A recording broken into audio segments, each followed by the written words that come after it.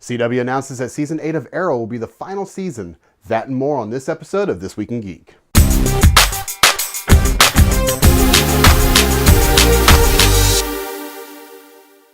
Hey guys, Daniel here with TempleofGeek.com bringing you the geek news stories of the week. But before we get to that, why don't you hit that subscribe button and click on that little bell so you are notified anytime we drop a new video.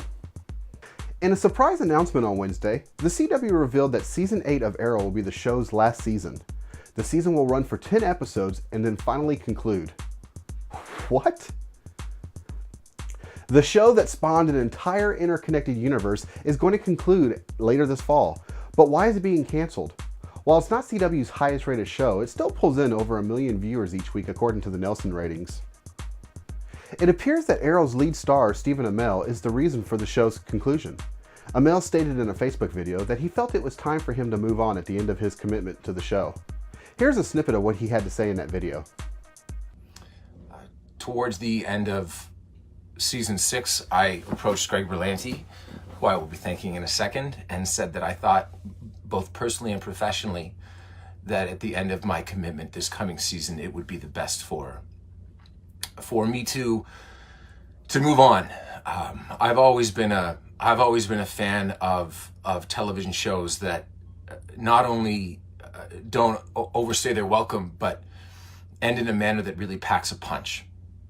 And so it had always been my hope that we would know when we were going to finish this journey and not limp to the finish line, so to speak.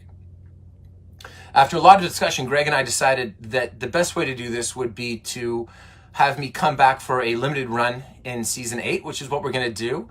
And from there, I had always hoped that beyond the 17 different shows that Arrow has spawned, I'm kidding, it's only like 16, that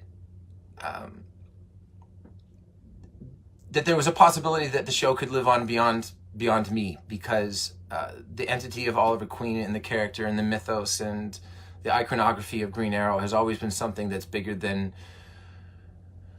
me or any other actor that's playing him or voicing him. There's always been something more to it.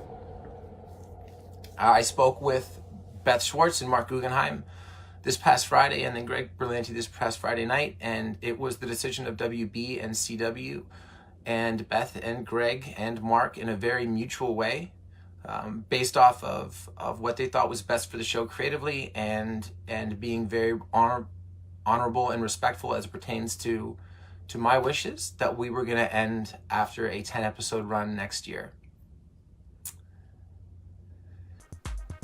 With Season 8 being only 10 episodes long, we're predicting that Oliver will sacrifice himself in the Crisis on Infinite Earths crossover that was teased in Season 7.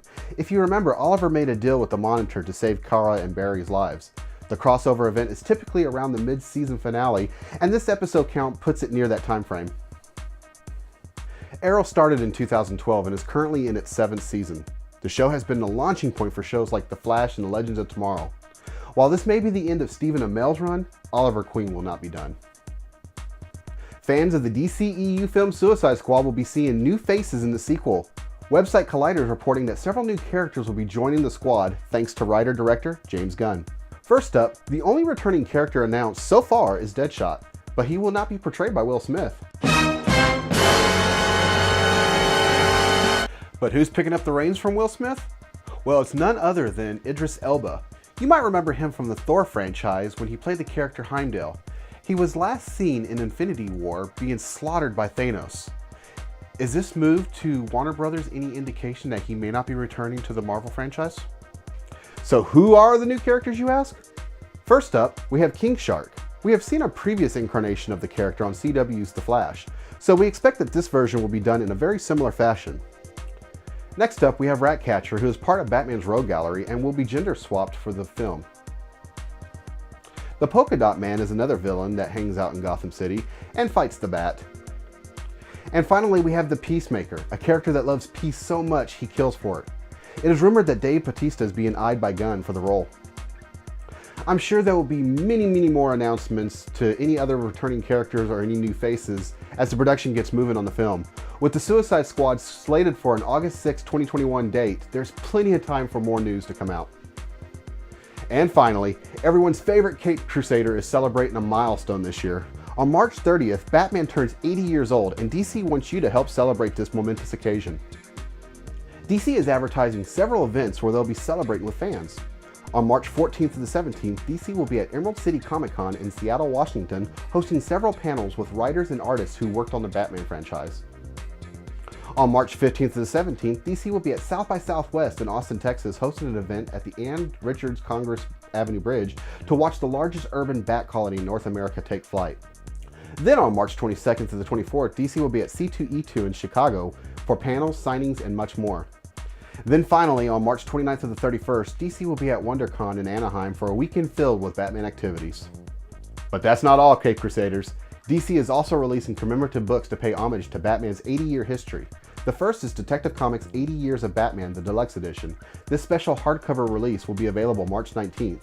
And then on March 27th, fans will be able to grab the landmark collector's issue of Detective Comics number 1000. Check out DC Comics for more information on this Batman milestone. Well, that's all the stories we have for you this week. Thanks for watching, and please like and subscribe to help support our channel. If you like social media, we're posting stuff constantly on Instagram, Facebook, and Twitter. Find us by using the handle Temple of Geek. Also, please visit our website, templeofgeek.com, where you'll find all sorts of content that digs deep in the world of geek. I'm Daniel, and thanks for watching.